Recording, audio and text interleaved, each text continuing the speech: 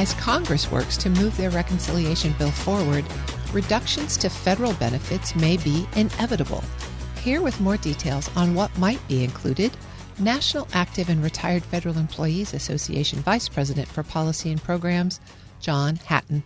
John, thanks so much for joining me today. Thanks for having me. Well, I know the topic on everybody's mind is the potential cuts to federal benefits that's going on in the discussions about the budget reconciliation. It's got to be top of mind for NARF's constituents. What are you hearing?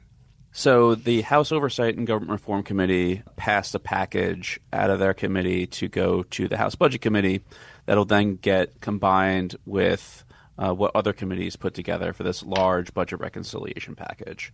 And we knew this was coming. The budget resolution set targets for them to cut $50 billion from programs under their jurisdiction, and this is basically all they have. So what they wound up having in their package that they sent was increasing retirement contributions for current federal employees up to 4.4%. They phased that in over 2 years.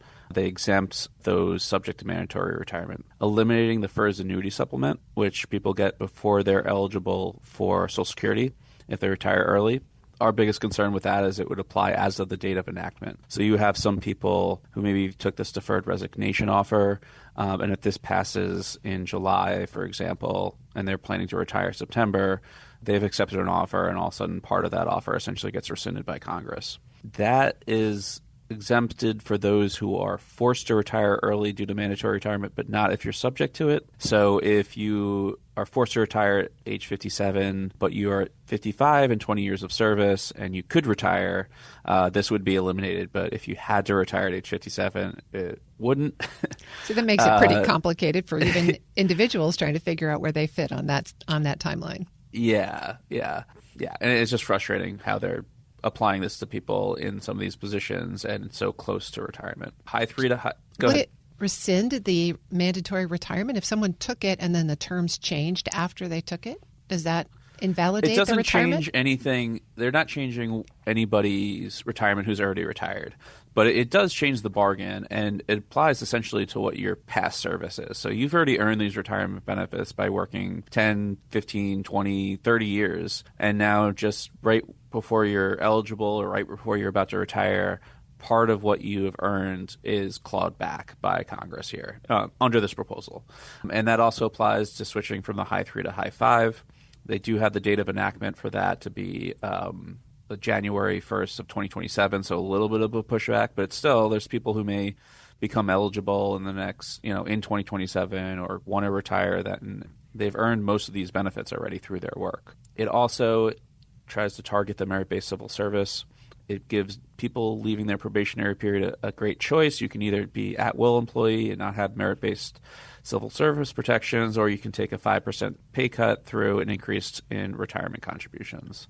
It also has a fee for appeals to the Merit Systems Protection Board. So that's what's in the package, and we'll see where it goes. What are you hearing about support from both sides of the aisle or opposition?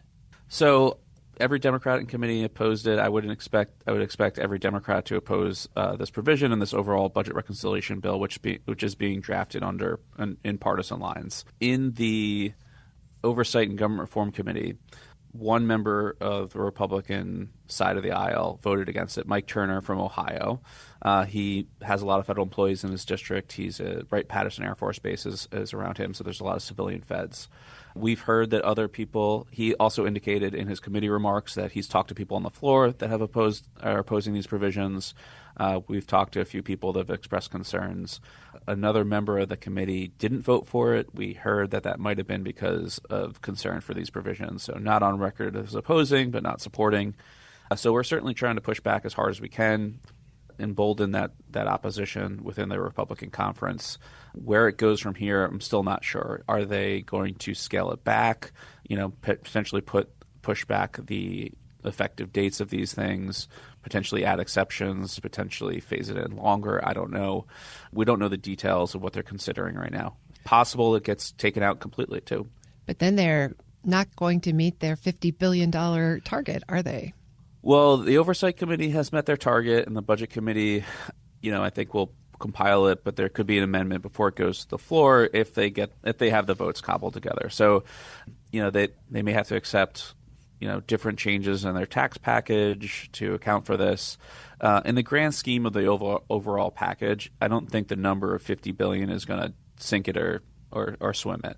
So, there's conservatives on the far right. They're requiring a certain amount of spending cuts to support this package. And so it's going to increase the deficit anyway. The package is looking at 4 to 4.5 trillion decrease in revenues, offset with 1.5 to 2 trillion in spending cuts. So the $50 billion as part of that is not a huge percentage of it. So they can probably make something work without it.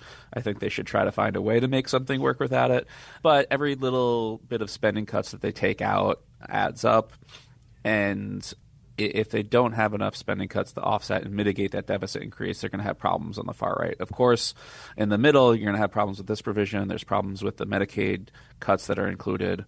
There is a SALT caucus that's concerned about what exemptions there are for state and local tax deductions. So there's a lot of different moving parts within these larger negotiations, and that's just in the House. So we haven't even gotten to the Senate yet. So I'm speaking with John Hatton, the Vice President for Policy and Programs at NARF. John, let's shift gears a little bit just to leave that budget discussion behind. You're hearing about OPM moving to digital retirement processing. Tell us about what's going on there. Yeah, there's a memo by OPM to agencies that says effective June 2nd, everything needs to be sent over via an online retirement application or started that way.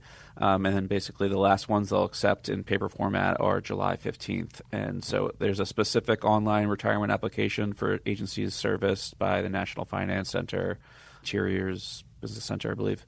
So in our mind, this is a good move. They've previously piloted an online retirement application. They've been in a paper-based process for a really long time. That leads to slow processing. That leads to delays for federal retirees getting their earned annuities, and potentially overwhelms their call center because people are calling asking what's going to happen, and that leads to delays in processing other transactions. So we've been supportive of modernization for a really long time.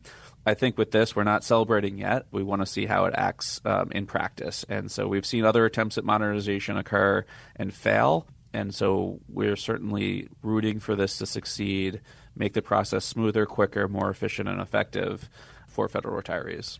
Are there enough people and systems left at OPM to actually make this work? That is another question, and we are concerned. A lot of people have taken the deferred resignation offer at OPM. There's also going to be a huge influx of retirements, which with people taking voluntary early retirements through these large-scale reductions in force. People have taken, in other agencies, not just OPM, the deferred resignation offer, so they may have a retirement date of September 30th. So the influx of claims is going to be very large. The staff is probably going to be less. And so a lot is relying on this working. And without seeing it test and work in practice, I'm not confident it's going to work yet, but we'll see.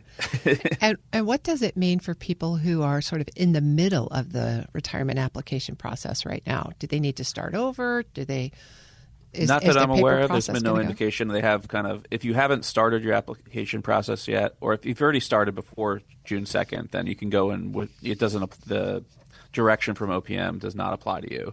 It applies to any application started from June 2nd on. And then there's a little bit of time there to, a month and a half about to make sure that, if you haven't sent it over to OPM by July 15th, then, you got to start over maybe. But yeah, it's a moving forward process.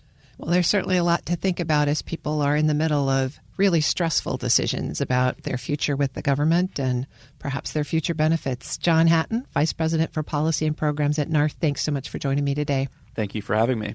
We'll post this interview at federalnewsnetwork.com/Federal Drive. Hear the Federal Drive on demand. Subscribe wherever you get your podcasts.